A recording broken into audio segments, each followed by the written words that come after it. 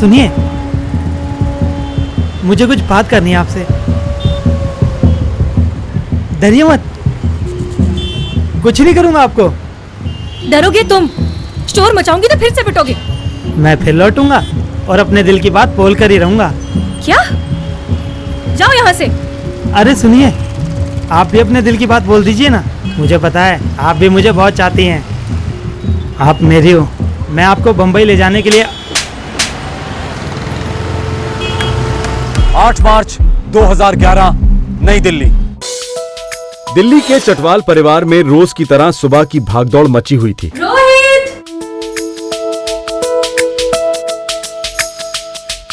रोहित उठ! तैयार होके सो जाओ। सुबह की पहली किरण की तरह 20 साल की सारिका इस घर में जिंदगी बिखेरती थी। सारिका, हम रोहित का डब्बा बैग में डाल देना। हाँ भैया। दोनों भाइयों का एक माँ की तरह ख्याल रखती थी। सारिका की बच्ची। अपने पिताजी के जिगर का टुकड़ा और अपनी माँ की सबसे खास सहेली सारिका चटवाल परिवार की धड़कन थी। सारिका अपना ये रूटीन निभाकर ही कॉलेज जाती थी। ओके पापा, बाय बाय। बाय बेटे। बाय मम्मा। बाय बेटा। 8 मार्च 2011 अंतर्राष्ट्रीय महिला दिवस था। सारिका अपने परिवार को टाटा बोलकर अपने कॉलेज के लिए निकल पड़ी। उसी दिन सारिका को अपनी जिंदगी से भी अलविदा कहना पड़ा।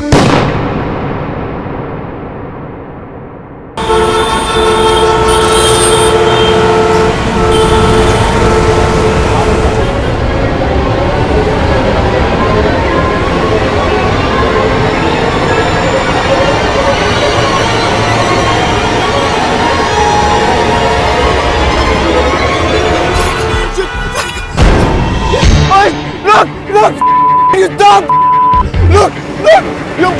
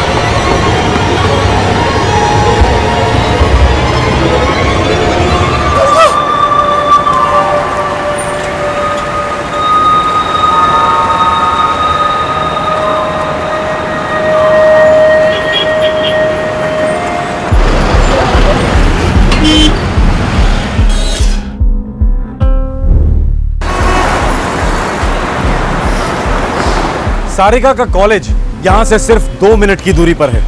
ऐसे महफूज माहौल में सारिका की दिन दहाड़े हत्या कर दी गई। सिर्फ सारिका का परिवार ही नहीं, बल्कि सारी दिल्ली इस हत्या से हिल गई।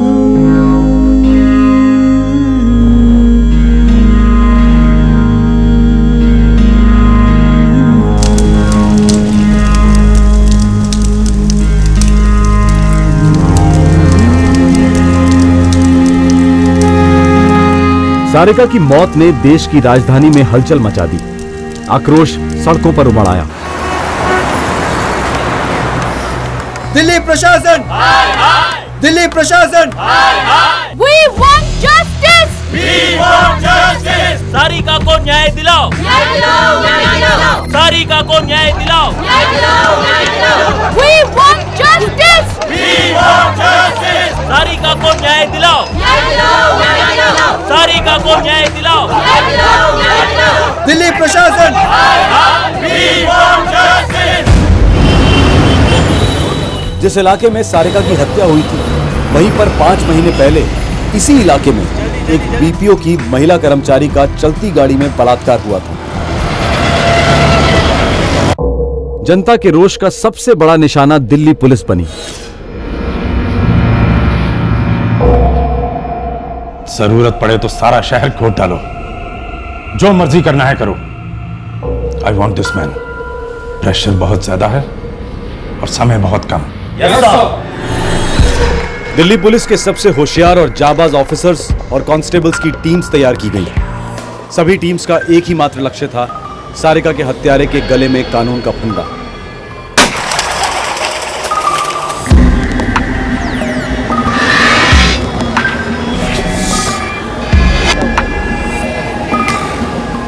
घटनास्थल पर पहुंचकर दिल्ली पुलिस ने अपनी कार्रवाई शुरू कर दी।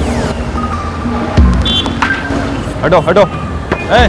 अभी इस ब्रिज पर खून हुआ था, देखा क्या तुमने? तुमने देखा क्या इस ब्रिज पे भी खून हुआ आप था? इसके बारे में कुछ भी बता सकते हो? कौन था?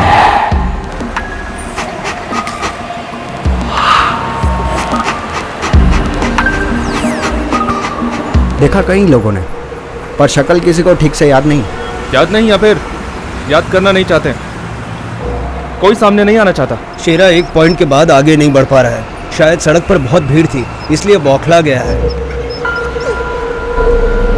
इतना भीड़ भाड़ वाला इलाका है और किसी ने भी कातिल को नहीं देखा।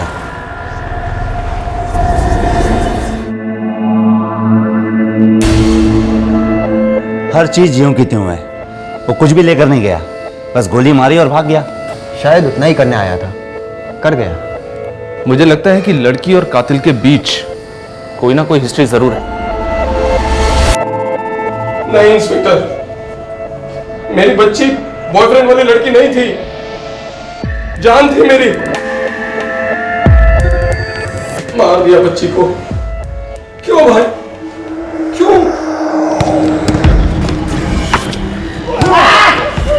नो सर, स्टूडेंट नहीं था। कम से कम हमारे कॉलेज का तो बिल्कुल नहीं था। होता तो यूं पहचान लेता। और सारिका का तो किसी से कोई प्रॉब्लम ही नहीं था। फ्रेंड टाइप की थी, किसी से झगड़ा नहीं या कुछ नहीं। वो दिखने में कैसा था? फेस ठीक से देखा नहीं, बस पीछे से देखा था जब वो भाग रहा था। मैंने उसको चेस किया था। पीछे से? कुछ तो बता सकते हो? कोशिश कर सकता हूं सर।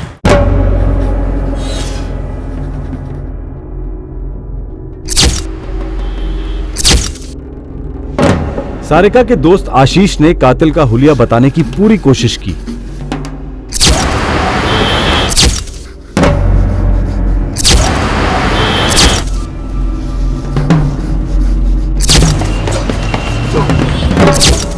बड़ी मेहनत के बाद एक तस्वीर उभरी। अभी धुंधली थी, पर एक तस्वीर तो थी।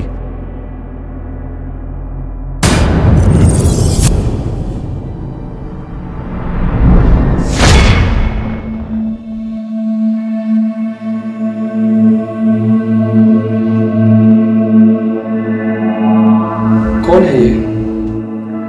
हम इसे नहीं जानते। मैं भी नहीं बता सकता।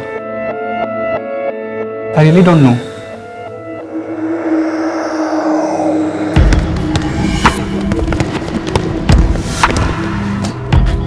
मैडम, इसे पहचानती हैं? नहीं सर। ध्यान से देखिए, यहीं कहीं आसपास देखा हो कॉलेज के। सारिका के कॉलेज के सभी दोस्तों ने कहा कि उन्होंने इस शख्स को पहले कभी नहीं देखा था।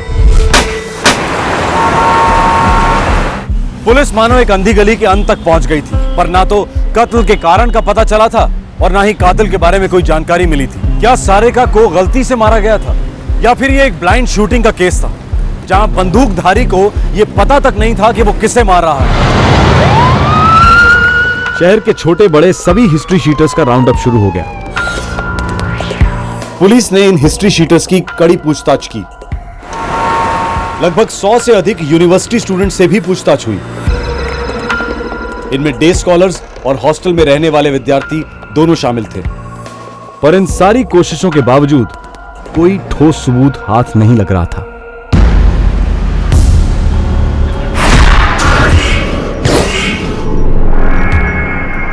अब बहुत बड़े पैमाने पर सारिका के कातिल के लिए जाल फैलाया गया।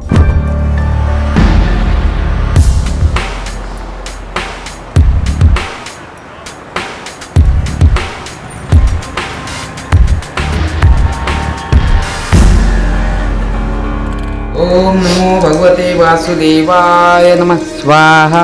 ओम नमो भगवते वासुदेवाय नमः स्वाहा। ओम नमो भगवते वैकुंठाय। सारिका का परिवार इस गहरे सदमे से बाहर नहीं आ पा रहा था। उन्होंने कभी सपने में भी नहीं सोचा था कि वो सारिका को इस तरह खो देंगे।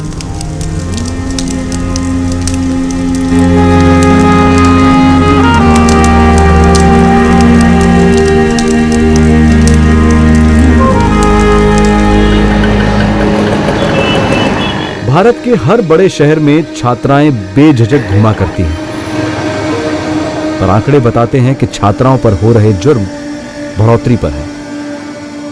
इनमें अज्ञात कातिलों के हाथों युवतियों की हत्या दिन ब दिन बढ़ती जा रही है। ये एक गहरी चिंता का विषय बन गया है।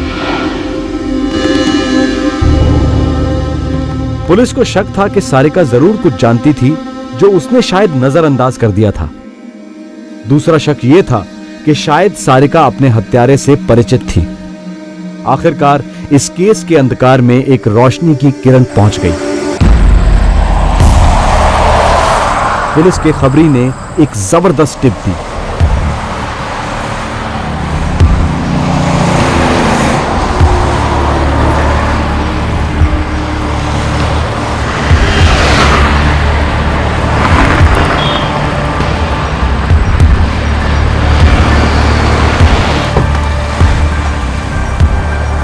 सलाम साहब। बोल साहब कुछ बातें हो रही थी साहब। क्या बातें हो रही थी? साहब जो तस्वीर आपने बनाई है ना साहब, उसको कुछ लोग शायद जानते हैं। कौन है वो लोग? साहब नारायणा इलाके के 3 लोग हैं साहब। ये नारायण है तो वही इलाका है ना जहाँ वो सारिका रहती थी? वही तो साहब। थाने आएंगे वो लोग? कोशिश करूंगा साहब। बेटा कोशिश करने के पैसे नहीं मिलते। जी साहब। समझा? थाने आने ही चाहिए। जी साहब। ठीक है सलाम साहब। चल जा।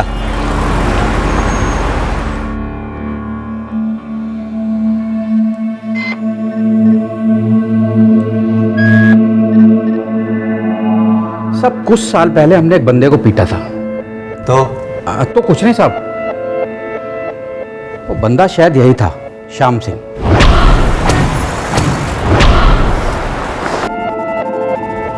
क्यों पीटा था? साहब हमारे नारायणा इलाके की एक लड़की को ये कमीना रोज छेड़ता था।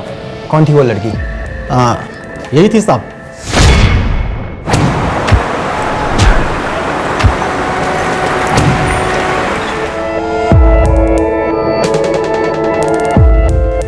कब की बात है ये? 3-4 साल पहले की बात है। 3-4 साल यानी 2007। सारिका ने 2007 में हाई स्कूल पास किया था। ये आदमी अब कहाँ मिलेगा? साहब ये नारायणा में कपड़े की फैक्ट्री में काम करता है। तुम्हें कैसे पता? साहब जिस दिन इसकी पिटाई की ना, इसके 2 साथी वहाँ पर आ गए। वो भी इसके साथ वहीं कपड़े की फैक्ट्री में काम करते थे। उन्होंने आकर इसे बचा लिया और ले गए, वरना तो इस दिन उसकी खैर नहीं थी।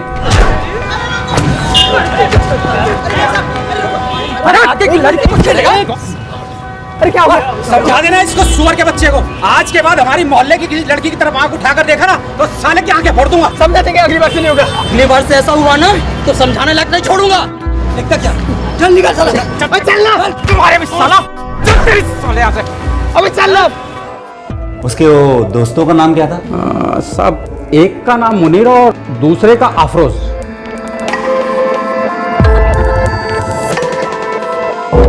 मैं ये बात पहली बार सुन रहा हूँ। एक बार नहीं, ये आदमी 2 बार पिट चुका है श्याम सिंह, और वो भी आपके मोहल्ले वालों से, पर आपको पता ही नहीं है। नहीं, सारिका ने हमें कभी कुछ नहीं बताया। अगर बता दी तो हमें पुलिस कंप्लेंट करते ना। इस आदमी को तो मैं। ये आदमी श्याम सिंह कौन है? यहीं पास के कारखाने में काम करता था। अभी कहाँ है? अभी का तो पता नहीं, लेकिन बहुत जल्दी सब कुछ पता चल जाएगा।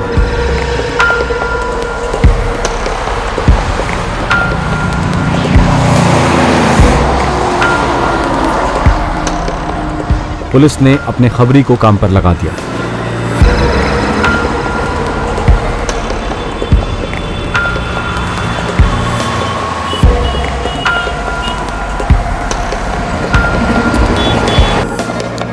साहब श्याम सिंह को 2007 में छेड़खानी की इस घटना के बाद फैक्ट्री के मालिक ने उसे नौकरी से निकाल दिया था। अब वो कहाँ है किसी को कुछ पता नहीं। हाँ लेकिन उसके 2 दोस्त। कौन? मुनीर और अफरोज?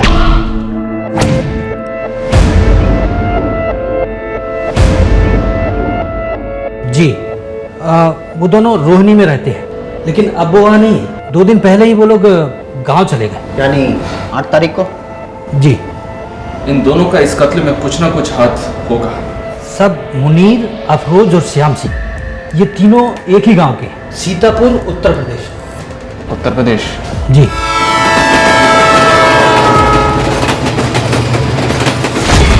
दिल्ली पुलिस अब यूपी में दाखिल हुई, सीतापुर में मुनीर और अफरोज को ढूंढने के लिए।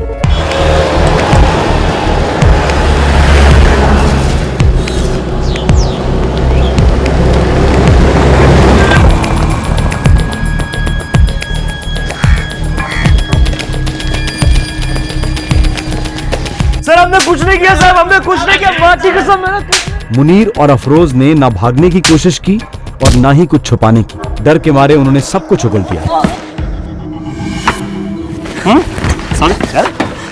साहब श्याम सिंह ने उस लड़की का कत्ल किया साहब। कैसे पता? उसने खुद हमें बताया था। साहब कत्ल के तुरंत बाद।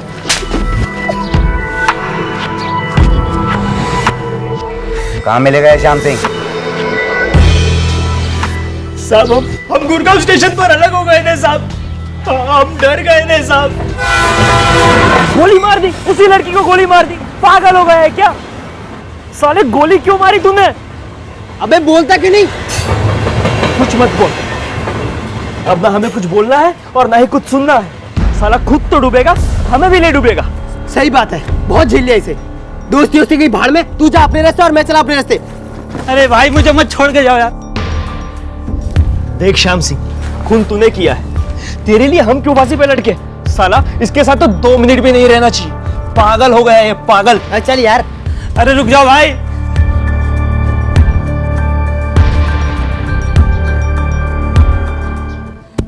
इस वक्त कहाँ मिलेगा? साहब मुंबई।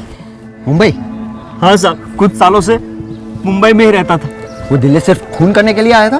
खुदा कसम साहब, अगर हमें पहले पता होता तो साले को अंदर लेते ही नहीं। साहब वो जनवरी में आया था, बहुत पुराना दोस्त था, बहुत समय बाद आया था, सो हमने भी रहने दिया। क्या कांड करके गया साहब? कुछ अता पता मुंबई का? नहीं साहब, हम लोग तो पहले मुंबई कभी गए ही नहीं है, मुंबई के बारे में कुछ नहीं पता। अब साले कुछ तो बताया होगा मुंबई के बारे में, बातों बातों में। साहब वो एक जगह का नाम लेता था, नए गांव। वहाँ कोई जगह है क्या नए गांव?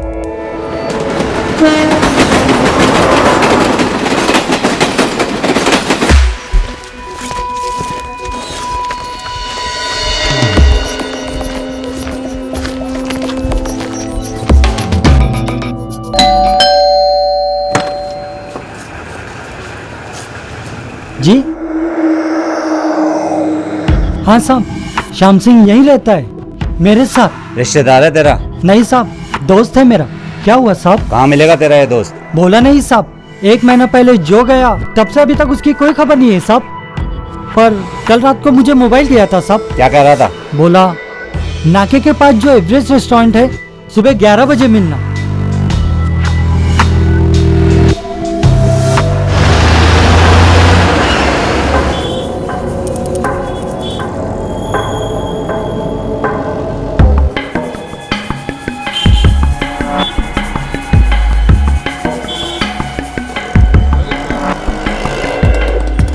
अगर श्याम सिंह नहीं आया ना तो तू चलेगा हमारे साथ थाने, समझा ना?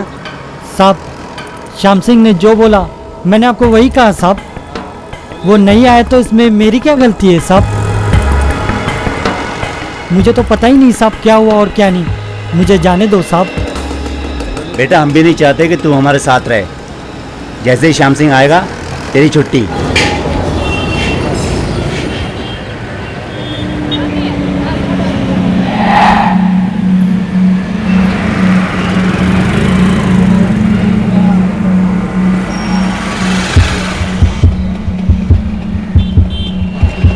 साहब वो रहा श्याम सिंह। वो? हाँ साहब। बस तू यहाँ चुपचाप करके खड़े रहे, चुप हो जा।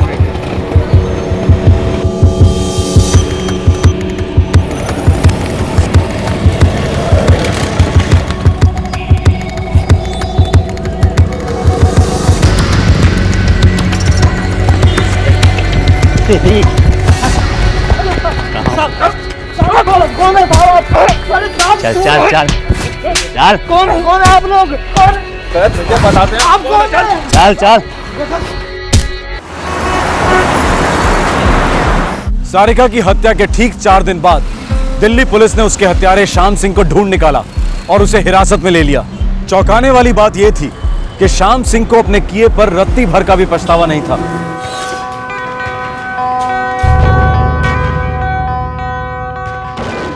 आरोपी को देखकर सारिका के घर वालों की वही प्रतिक्रिया थी जो स्केच देखकर हुई थी। उन्होंने कभी इस शख्स को पहले देखा तक नहीं था।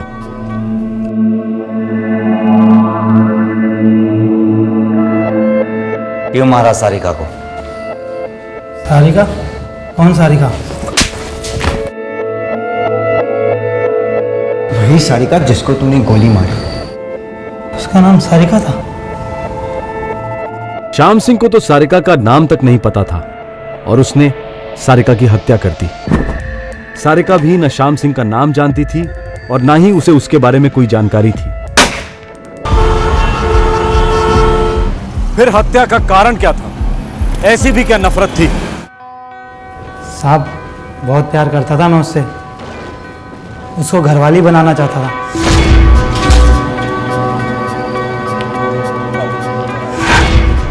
मुझे वो बहुत अच्छी लगती थी, बहुत खूबसूरत थी वो। मेरी घरवाली बनने के लायक थी वो।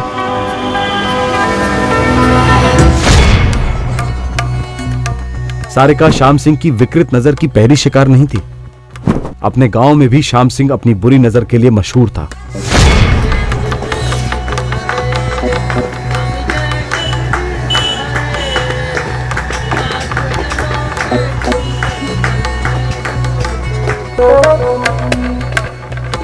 श्याम सिंह अपनी बदतमीजियों के लिए कई बार पिट चुका था।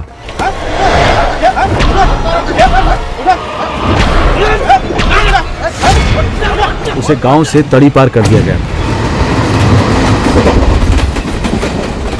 2007 में वो अपने दोस्त अफरोज और मुनीर के साथ रोजगार की तलाश में दिल्ली आया। जिस कपड़ा बनाने की फैक्ट्री में श्याम सिंह काम करता था, वो फैक्ट्री सारिका के घर के बिल्कुल पास थी। साहब, मैं तो बस रोज चुपचाप देखता था उसको। पता नहीं वो मुझसे इतना क्यों चिढ़ गई थी।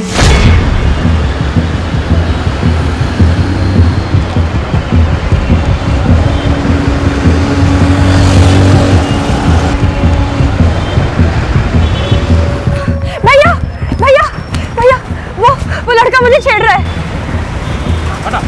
भाग साले, भाग तेरी। मुझे बहुत पिटवाया उसने। लड़की को छेड़ता है। अरे भाई साहब, मेरी नौकरी भी चली गई। मैं दिल्ली छोड़कर मुंबई चला गया।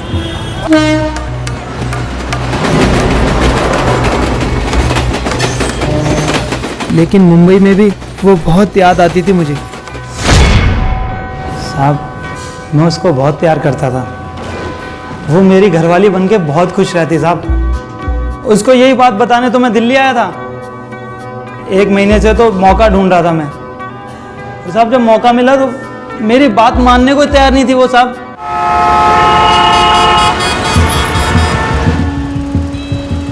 सुनिए, मुझे कुछ बात करनी है आपसे। डरिए मत, कुछ नहीं करूंगा आपको। डरोगे तुम? शोर मचाऊंगी तो फिर से पिटोगे। मैं फिर लौटूंगा और अपने दिल की बात बोल कर ही रहूंगा। क्या? जाओ यहाँ से। अरे सुनिए, आप भी अपने दिल की बात बोल दीजिए ना। मुझे पता है आप भी मुझे बहुत चाहती हैं। आप मेरी हो। मैं आपको बंबई ले जाने के लिए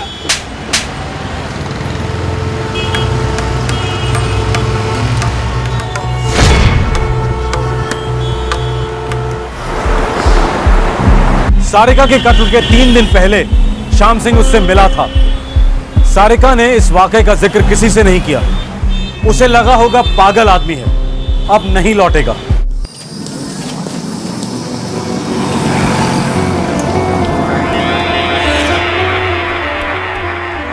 हम खाना खा ले।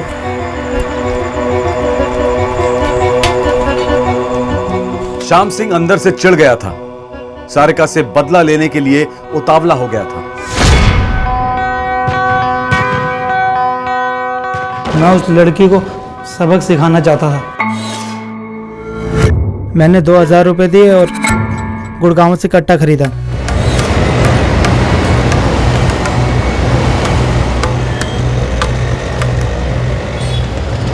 फिर गया उस लड़की के पीछे।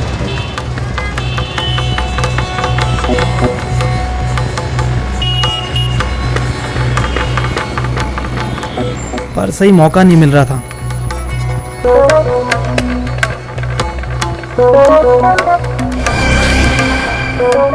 मैंने कहा कल देख लूंगा।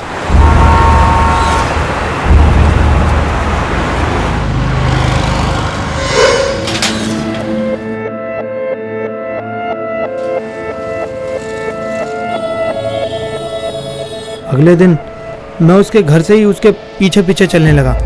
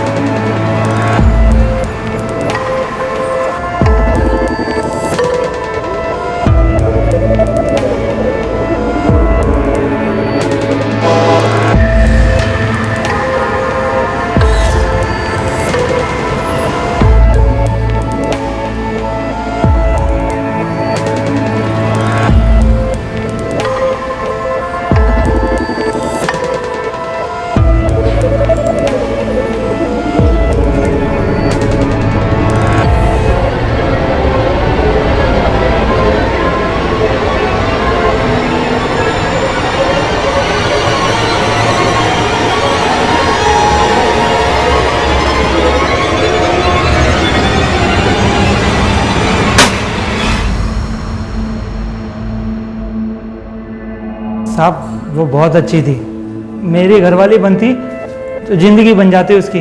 अब किसी और की घरवाली कभी नहीं बन पाएगी। श्याम सिंह की मानसिक हालत की जांच हुई। उसमें ऑब्सेसिव कंपल्सिव डिसऑर्डर नामक मानसिक विकार पाया गया। इस बीमारी में मरीज किसी एक व्यक्ति, चीज या विचार को चाहते हुए भी अपने दिमाग से हटा नहीं सकता। सारिका को पता नहीं था कि वो श्याम सिंह का ऑब्सेशन बन गई थी। उसे पता नहीं था कि वो श्याम सिंह के दिमाग में मानो एक पोस्टर की तरह चिपक सी गई थी।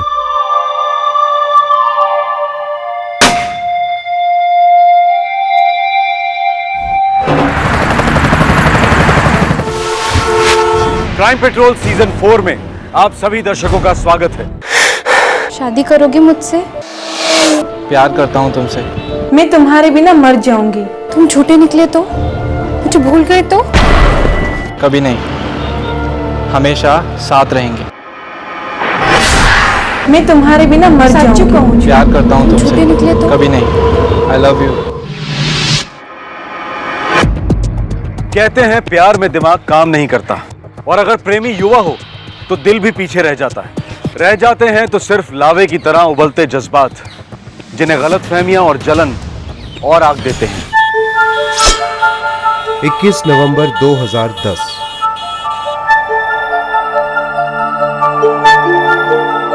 अहमदाबाद की रहने वाली पूनम रोज की तरह अपने कॉलेज के लिए निकल पड़ी। कॉलेज गांधीनगर में था। सुबह के 9 बजे थे। पूनम ने अपनी स्कूटी वहीं पार्क की जहां रोज करती थी।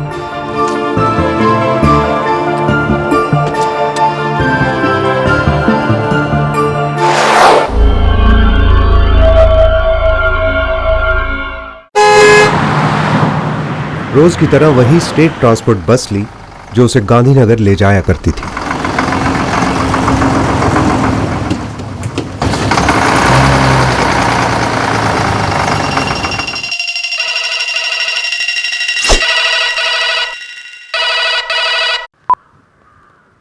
हाँ छोटी, बोल। भैया आज ना आने में थोड़ा सा देर हो जाएगी। क्यों? वो क्या है ना, मैंने एक असाइनमेंट कंप्लीट करनी है और मैं अभी लाइब्रेरी में हूँ भैया। ओके छोटी। अच्छा सुन, तुझे अगर पिकअप करना हो तो मुझे बोल देना, मैं आ जाऊंगा, ठीक है? और हाँ, घर आने में लेट मत करना, टाइम पर आ जाना। ओके भैया, लेट नहीं होगा। बाय। Okay bye.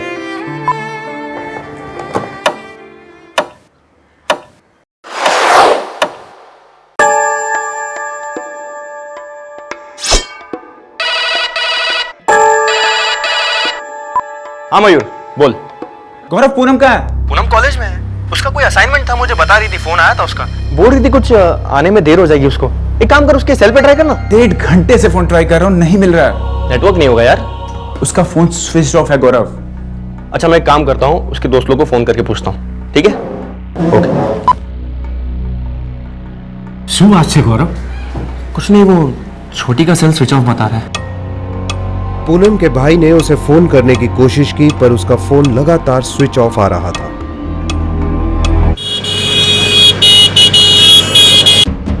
पूनम का भाई और उसके पिता पूनम की कॉलेज लाइब्रेरी पहुंचे और वहां उन्हें पता चला कि पूनम ने उन्हें फोन पर झूठ बोला था। देर रात हो गई थी लेकिन पूनम की कोई खबर नहीं मिली। उसका सेल फोन स्विच ऑफ ही रहा। पूनम अपने परिवार से झूठ बोलकर कहां चली गई थी? नहीं गौरव भैया, पूनम लाइब्रेरी में नहीं थी, वो हमारे साथ थी। और सर, वो बस में भी हमारे साथ थी। तुमसे आखिरी बार कब बात हुई पूनम की? सर, हम हाईवे पे उतरे, उसके बाद अपने अपने घर चले गए।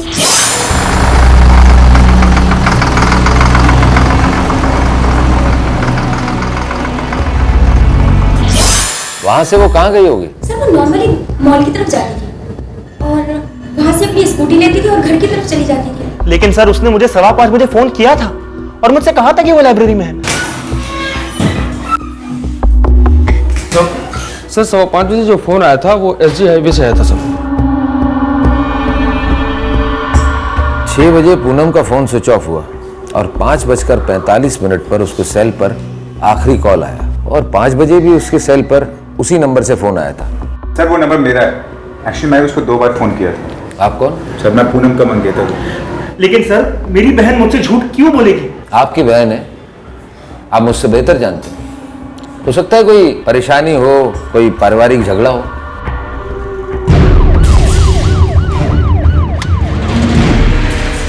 पुलिस को पूनम की स्कूटी वहीं से मिली जहां वो रोज पार्क करके कॉलेज जाया करती थी।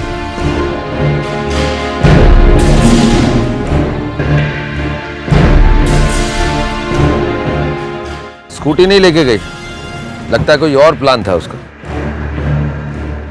आपकी सिस्टर की मंगनी अरेंज थी? हाँ बिल्कुल। पर क्यों? नहीं, मेरा मतलब है कि वो इस मंगनी से खुश तो थी ना। पहले को कोई अफेयर या कोई बॉयफ्रेंड? मयूर और पूनम की सगाई को अब 1.5 साल हो गए। मनसुख भाई और मैं बहुत पुराने दोस्त हैं। हम लोग साथ ही काम करते हैं और मयूर मेरा ही टिकला है। मयूर से पहले पूनम की सगाई एक डॉक्टर के साथ हुई थी जो बाद में टूट गई। फिर मुझे लगा पूनम हमारे मयूर के लिए बिल्कुल सही है। मैंने पहले क्यों नहीं सोचा? एक बात बताइए, उस डॉक्टर के साथ आपकी बेटी की सगाई टूटी क्यों? क्या किसी और से प्यार करती थी? नहीं, वो मुझसे प्यार करती है। डॉक्टर से पहले बाद में कोई होता तो वो मुझे जरूर बताती। हम दोनों एक दूसरे के साथ हर बात डिस्कस करते हैं। वो मेरे साथ बहुत फ्रैंक है।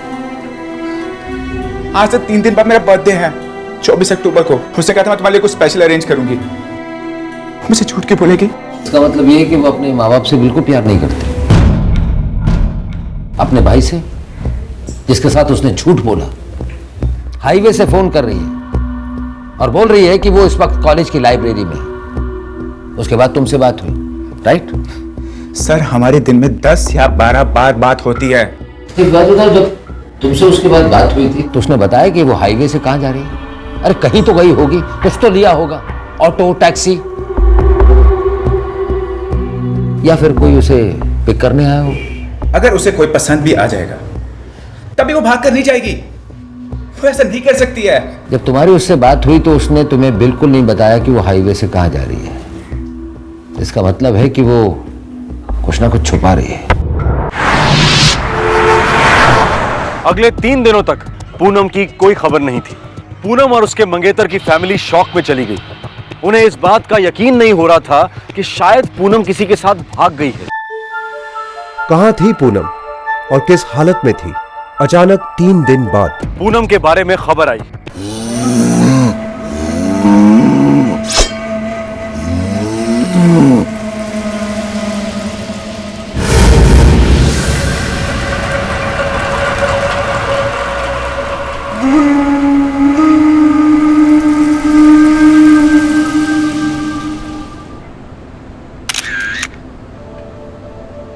लाश पूनम की थी।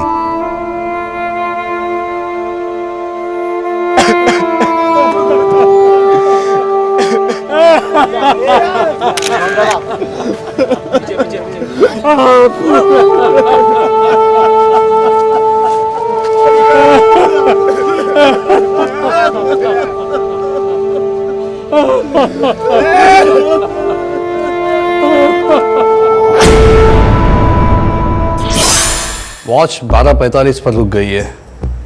अब ये दिन के है या रात के, ये तो एग्जामिनेशन के बाद ही पता चलेगा। डॉक्टर साहब, कोई घाव या चोट का निशान? नहीं, ऐसी तो कोई निशानी नजर नहीं आई, लेकिन उसके फेफड़े में पानी भरा है। मतलब ये कि जिस वक्त ये पानी के अंदर थी उस वक्त जिंदा थी? करेक्ट। अगर पानी में उसकी सांसें नहीं चलती होती तो पानी अंदर जाता ही नहीं। Inspector Gohil, there are full chances कि ये लड़की ने सुसाइड किया है। नामुमकिन है ये नहीं हो सकता। मेरी बेटी पूनम इतनी कमजोर नहीं थी कि वो आत्महत्या करे। नहीं कर सकती वो आत्महत्या। सही कहते हैं बापूजी आप, पूनम ऐसा नहीं कर सकती। देखिए, मैं जो भी कुछ कह रहा हूँ पोस्टमार्टम की रिपोर्ट के हिसाब से कह रहा हूँ। पूनम की बॉडी बहुत खराब हो चुकी है और मैं बहुत जल्दी उसका दूसरा पोस्टमार्टम करवाने वाला हूँ, ये पता करने के लिए कि आखिर उसकी मौत कितने बजे हुई। मुझे कुछ समझ में नहीं आ रहा। इतनी खुश थी वो। अभी कुछ दिनों पहले नवरात्रों में हमने धमाल किया था। उसने कहा था मैं तुम्हारे लिए एक सरप्राइज प्लान कर रही हूँ, और क्या मिला है मुझे? सरप्राइज। ये सरप्राइज मिला है मुझे, ये सरप्राइज। देखिए मिस्टर मयूर, अपने आप को संभालिए। हम आपकी मंगेतर पूनम को वापस तो ला नहीं सकते, मगर उसकी मौत का राज जरूर पता कर सकते हैं। संभालिए अपने आप को।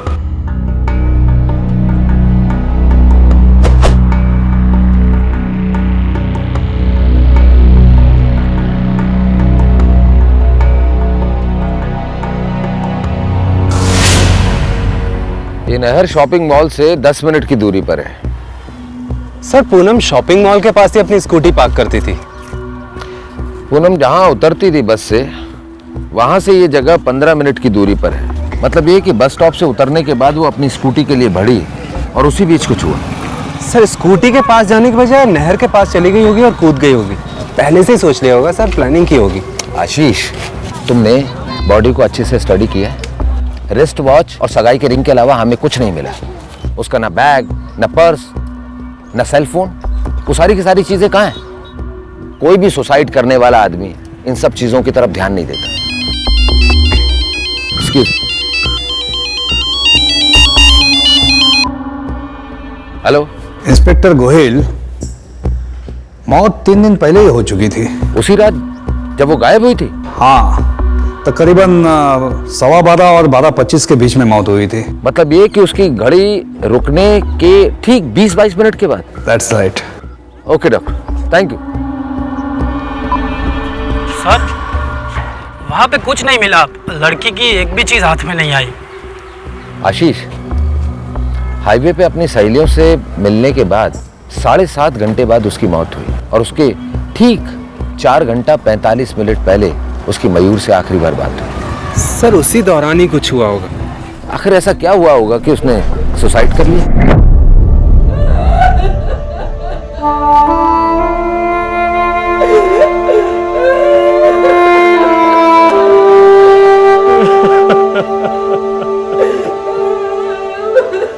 आत्मा कभी मरती नहीं है। एक शरीर से दूसरे शरीर में चली जाती है, दूसरे के शरीर में चली जाती है। ये रिस्ट वॉच मैंने उसको दी थी उसके लाश पड़ते पर, लेकिन वो कभी टाइम पे नहीं आती थी। आज तक टाइम से पहले ही चली गई है। पूनम ने आत्महत्या नहीं की कांति, जरूर कुछ गड़बड़ है। उसने आत्महत्या नहीं की। पोस्टमार्टम रिपोर्ट साफ साफ आत्महत्या की तरफ इशारा कर रही थी, पर पूनम का परिवार इस बात पर अड़ा रहा कि आत्महत्या का केस नहीं था। पुलिस अब दबाव में आ गई और इस केस में मर्डर का एंगल टटोलने लगी। पूनम की लाश मिलने से लेकर अगले 2 दिन तक यह केस मानो रोलर कोस्टर पर सवार था। एक से एक नए पहलू उभरे, हर तरफ कंफ्यूजन ही कंफ्यूजन था। नहीं सर, पूनम का कोई भी बॉयफ्रेंड नहीं था। मयूर से पहले उसकी एंगेजमेंट एक डॉक्टर के साथ हुई थी। जो टूट गई थी। ये डॉक्टर कौन था, कहाँ का था, कुछ बता सकते हैं आप लोग? देखिए, पूनम के बारे में जान के मुझे बहुत दुख हुआ। सर वो मेरा अतीत था। आज मैं हैप्पीली मैरिड हूँ और वैसे भी हमारी सगाई टूटने के बाद हम दोनों के बीच कभी कोई रिश्ता रहा ही नहीं। ये सगाई क्यों टूटी डॉक्टर? वेल, मैं उस बारे में बात नहीं करना चाहता। आप पूनम के माता पिता से जाके क्यों नहीं पूछते? मैं आपसे पूछ रहा हूँ और ये रिक्वेस्ट नहीं है, इन्वेस्टिगेशन है। देखिए, मैं अपने कानूनी अधिकार अच्छे से जानता हूँ। आप चाहे तो मेरे फोन्स, मेरी डायरीज, मेरे स्केड्यूल वगैरह चेक कर सकते हैं, पर मैं कोई पर्सनल बातें नहीं करना चाहता। प्लीज। सर मयूर बहुत प्यार करता था पूनम से, मंगेतर थी उसकी। मयूर की कोई और गर्लफ्रेंड थी? मतलब सर पूनम के साथ साथ में? हाँ, साथ में या उससे पहले? नहीं सर, साथ में तो मुझे नहीं लगता, पर हाँ जब हम हाई स्कूल में थे तब एक थी सर। कौन? जी एक लड़की थी सर। लड़की? Thank you. उसका कोई नाम था? सोनल। हाँ sir, Sonal Ganatra. Thank you. Doctor मुझे ठीक लगा सर, साफ बात करता है, कोई खोट मालूम नहीं होती। और वो लड़की सोनल गणात्रा, उसके बारे में कुछ पता चला? हाँ सर, दुबई में रहती है अपनी फैमिली के साथ। सोनल और मयूर हाई स्कूल में बॉयफ्रेंड गर्लफ्रेंड थे।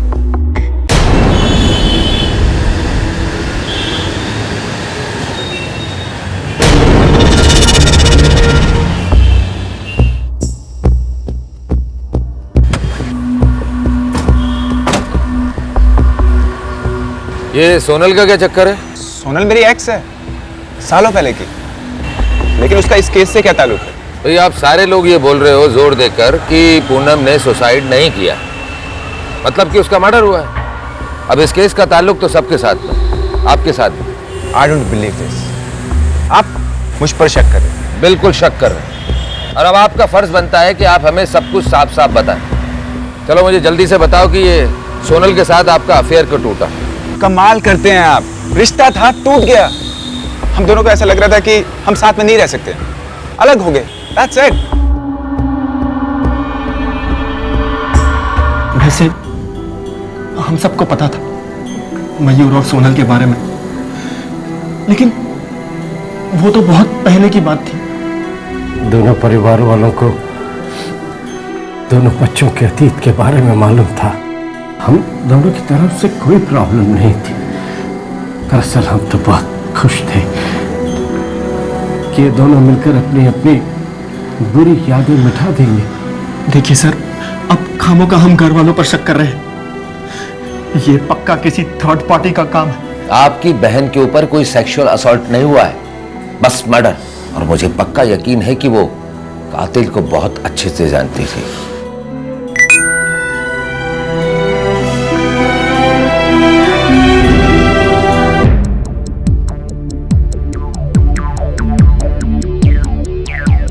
मुझे 10 मिनट का टाइम दीजिए। 20 ले ले, लेकिन वो जो मयूर, पूनम और गौरव के फेसबुक अकाउंट की पूरी डिटेल्स चाहिए। फेसबुक युवा पीढ़ी की सबसे पॉपुलर सोशल नेटवर्किंग साइट है, मतलब इंटरनेट पर अड्डा। और इस केस को सुलझाने में यह अड्डा काफी महत्वपूर्ण रहा। सर मुझे तीनों के फेसबुक अकाउंट की सारी डिटेल्स मिल गई है। मयूर लगातार सोनल के टच में रहा है। हाँ सर। सारी गलती तुम्हारी है मयूर। अगर तुम मुझे अपनी जिंदगी में वापस चाहते हो तो तुम्हें हम दोनों में से एक को चुनना होगा, और जल्दी चुनना होगा। सर ये तीसरा मैसेज देखिए, ये मयूर ने अपने दोस्त हितेन को भेजा है। यार हितेन, तू प्लीज सोनल को फोन करके बोल कि मुझे कुछ दिनों के लिए फोन ना करे। सर ये हितेन काम का लड़का लगता है। राइट, बुलाओ सर।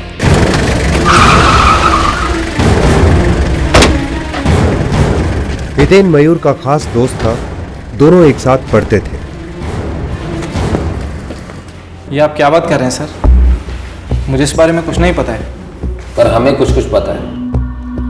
दरअसल काफी कुछ पता है। 21 अक्टूबर की शाम 6 बजे पूनम हाईवे से गायब हुई, और उसी हाईवे पे शाम 6 बजे तुम और तुम्हारा फोन मौजूद था। सर हाईवे पर से हजारों लाखों लोग रोज गुजरते हैं, मैं भी शायद कहीं आ जा रहा था सर। वो भी रिकॉर्ड है हमारे पास। शाम 7:30 बजे तुम्हारा फोन उस नहर के पास मौजूद था जहां पर हमें पूनम की लाश मिली। वहां पर तो हजारों लोग नहीं थे, शायद तुम गए होगे वहां पर। टहलने के लिए? दरअसल मुझे तुम पर बहुत ज्यादा शक है और कानून मुझे इजाजत देता है कि मैं तुम्हें इसी वक्त गिरफ्तार कर लूं। आगे की सारी जिंदगी बर्बाद हो जाएगी। नहीं सर, सर प्लीज मेरा विश्वास कीजिए सर, मेरा पूनम से रियल में कोई वास्ता नहीं। मयूर और सोनल के साथ तो है।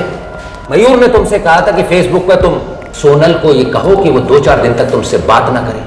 अब तुम कहोगे कि ये फेसबुक झूठा है, दरअसल तुम झूठे हो। सर मयूर नहीं चाहता था कि उस पर कोई डाउट जाए। किस तरह का डाउट? यही सर, किस तरह का डाउट? मयूर इन्वॉल्व है सर। पूनम के गायब होने में मयूर का हाथ है सर। जो सच सामने आया वो सिर्फ कड़वा नहीं, जहरीला था। इस सच ने पूनम और मयूर दोनों के परिवारों को जीते जी मार दिया।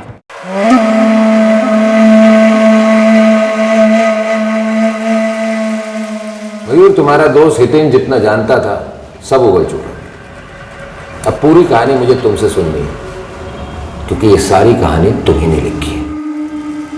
ना मैं पूनम से शादी करना चाहता था, ना सगाई। पापा ने फोर्स किया, उन्हें अपनी दोस्ती निभानी थी। जनाब, पूनम हमारे मयूर के लिए बिल्कुल बिल्कुल सही है। मैंने पहले क्यों नहीं सोचा? और मुझे मेरे प्यार से दूर कर दिया। मैं सिर्फ सोनल से प्यार करता हूं, सिर्फ सोनल और कोई नहीं। पूनम और मेरा रिश्ता एकदम ठीक चल रहा था, लेकिन इस नवरात्रि में सब कुछ बदल गया।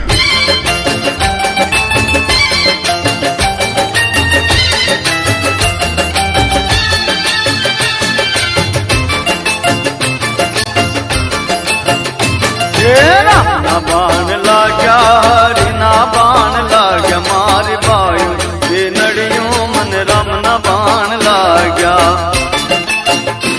ये राम ना बाण लाग्या रे हरी ना बाण लाग्या।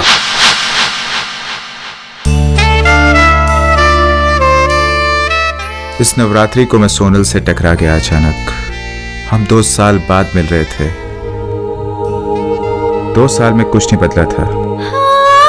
हम दोनों उतने ही सीरियस थे जितने पहले थे। पूनम से छुटकारा पाने का मेरे पास कोई रास्ता नहीं था, और सोनल के पास आने का कोई रास्ता नहीं था।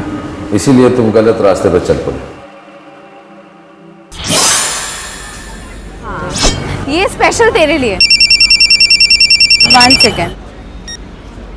हाय, अभी आधा घंटा पहले ही तो फोन किया था। क्या बात है, आज बड़े फोन पे फोन आ रहे हैं। प्यार आ रहा है। चुप पागल।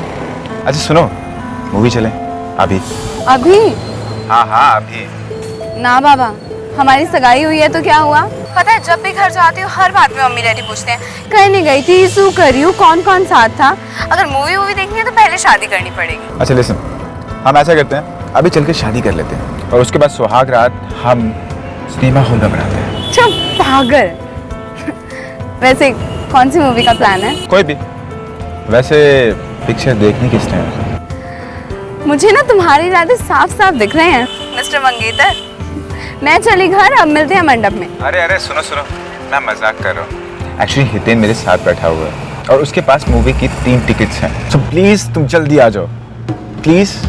पर घर में क्या बोलूंगी, कोई नहीं मानेगा। घर पे कुछ भी कह देना, बोल देना कि आज कॉलेज में असाइनमेंट है, एक्स्ट्रा क्लासेस है, तुम कुछ भी कह सकती हो प्लीज। मुझे झूठ नहीं बोला जाता। सफेद झूठ है ये, ओके? प्यार करने वाले इतना झूठ तो बोल सकते हैं। तो प्लीज मैं तुम्हारा वेट कर रहा हूँ। Poonam I love you, please तुम आ जाओ। ओके, ट्राई करती हूँ। Okay, see you then.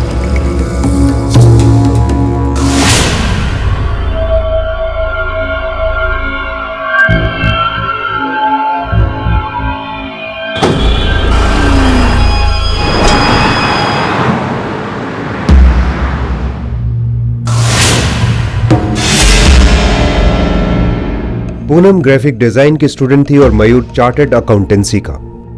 दोनों ने आपस में तय किया था कि अपनी अपनी पढ़ाई खत्म करने के बाद वो शादी करेंगे।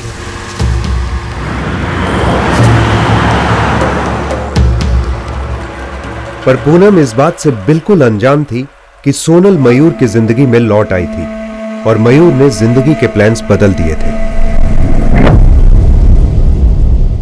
पूनम, पानी। Thank you.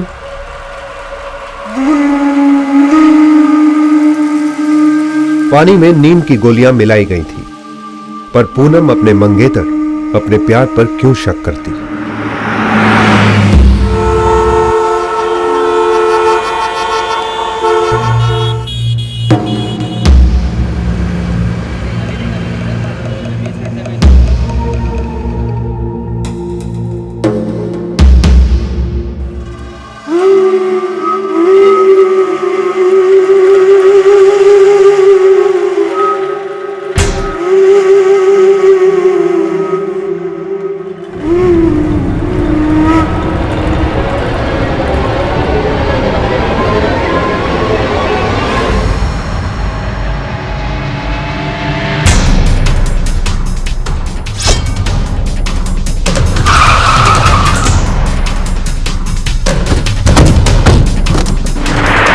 खत्म हो गई। चल, इस कचरे कोई और फेंक देते हैं हाईवे पे, किसी को पता नहीं चलेगा। चल जल्दी कर। क्या हुआ? ओह शिट, उसके हाथ से घड़ी निकालना भूल गया। मुझे लगा था उसकी बॉडी कभी नहीं मिलेगी। हर क्रिमिनल को ऐसा ही लगता है और लास्ट में उसकी लग जाती है।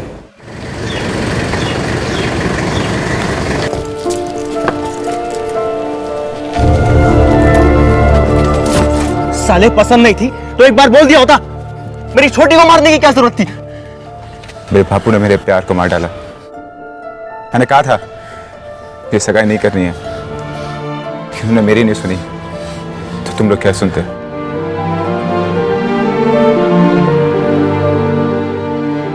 जबरदस्ती नहीं करनी चाहिए थी।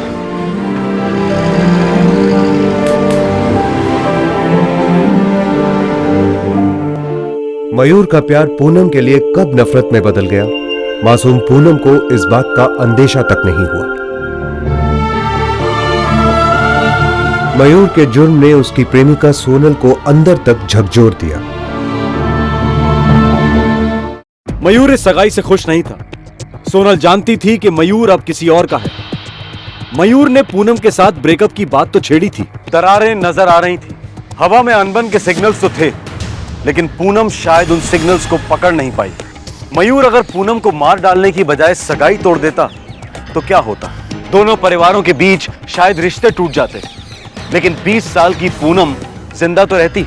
जान है तो जहान है। इस केस में एक मासूम की जान गई और 2 परिवारों का जहां लुट गया। हर जुर्म दस्तक देता है, ध्यान से सुनिएगा, जाने बच सकती है। फिर मिलेंगे। जय हिंद। इस तरह के और भी एपिसोड देखने के लिए हमारे चैनल को सब्सक्राइब करें और बेल आइकन दबाना ना भूलें।